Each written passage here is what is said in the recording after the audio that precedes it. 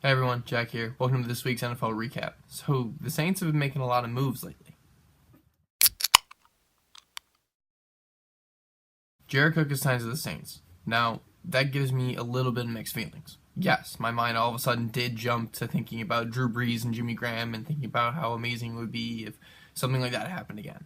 Well, it's just not. Cook is going to be 32 at the start of the NFL season. And while that doesn't make him any worse off than he was last year, it's something to take into account. Now, I feel like I should tell you I'm not hating on Jared Cook. Let's just flash the stats real quick just to show you how he did last year. He did really well. The only thing that really scares me is that Brees has the option to decide who and who to not throw to. And he's already got a couple mouths to feed. And you know that Drew Brees likes to share the ball. Alvin Kamara is going to be catching a lot of passes this year because Mark Ingram's gone.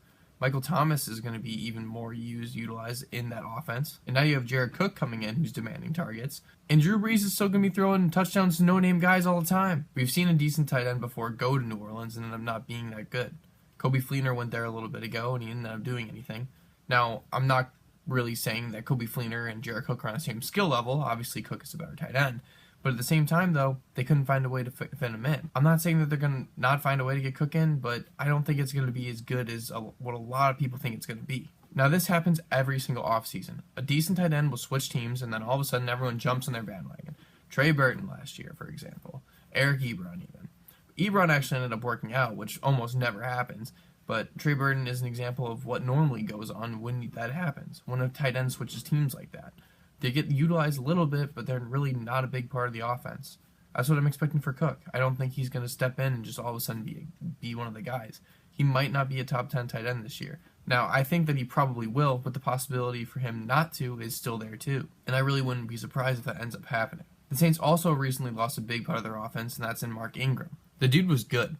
Never really flat out amazing, but good. But him signing with the Ravens makes me extremely excited just to watch them next year. And that's just as a football fan, not even from a fantasy standpoint. But fantasy-wise, I do have some questions. What's the role of Gus Edwards going to be? Will Mark Ingram be used the same way that he was in New Orleans? How's that man going to look in purple?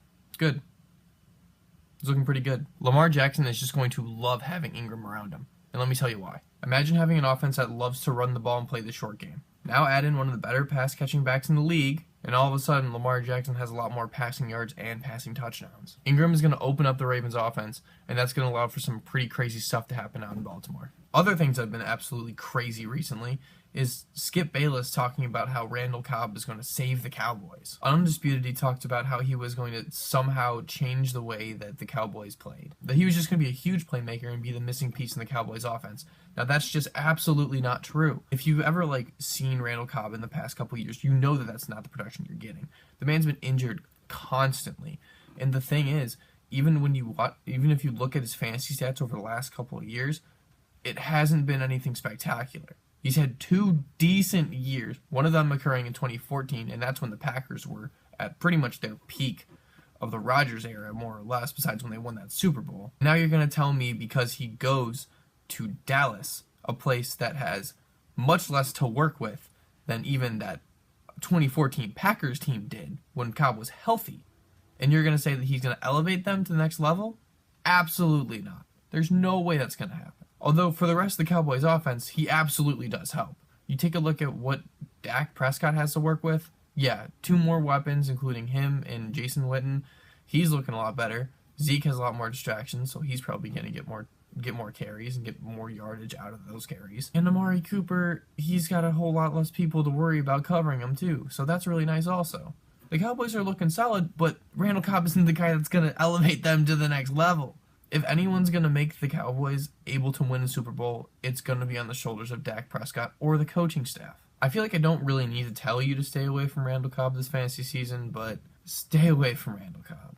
Alright everyone, thank you so much for watching this video. Please remember to like, subscribe, comment. Check out our Instagram page and website. We post articles every week, 2 times a week. So please remember to check those out. There's a lot of great content on there. Thank you guys all for watching, and please have a great day.